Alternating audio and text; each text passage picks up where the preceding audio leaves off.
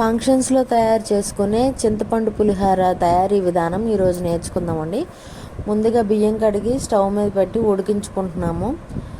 అవి బాగా ఉడికాయా లేదా చూసుకుంటున్నాము.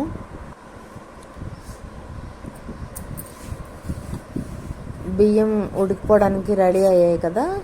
ఇప్పుడు 2 స్పూన్ల పసుపు ఇందులో వేసుకొని కలుపుకుంటున్నామండి. తర్వాత ఈ బియ్యం పూర్తిగా ఉడికిపోయిన తర్వాత అన్నం వార్చి గెంజి వాడిపోయిన తర్వాత అన్నంని పళ్ళెంలో పెట్టి ఆరబెట్టుకుంటాము.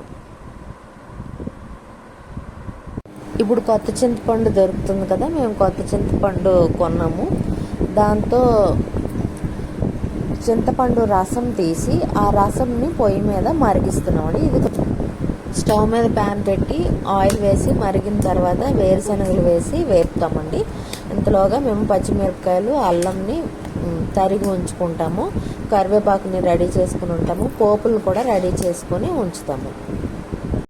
కొన్ని పచ్చిమిరపకాయ ముక్కలు అండ్ కరివేపాకుని వేపకుండానే పచ్చివే ఈ వేడిగా ఉన్న అన్నంలోనే కలిపేసి ఉంచుతామండి.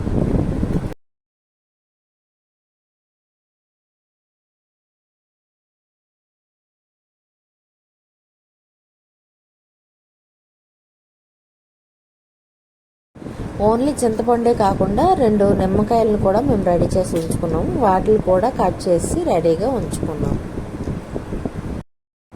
చింతపండు మగ్గు తయారైపోయింది, దగ్గరగా మరిగిపోయింది కాబట్టి దాన్ని తీసి మా గ్రాండ్ మా ఇందులో కలుపుతున్నారు.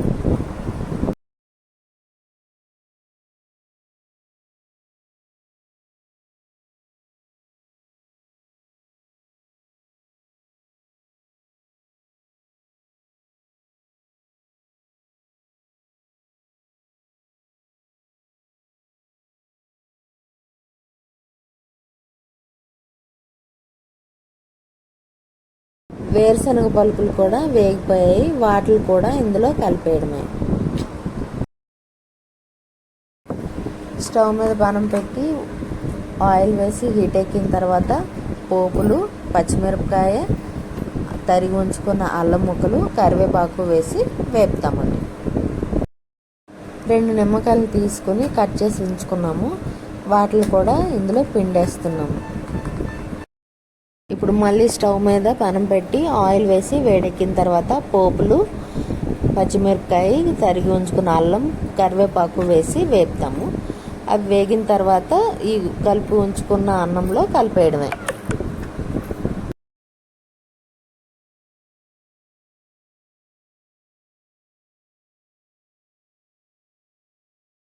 రుచికి సరిపడా సాల్ట్ వేసుకుంటే సరిపోతుంది.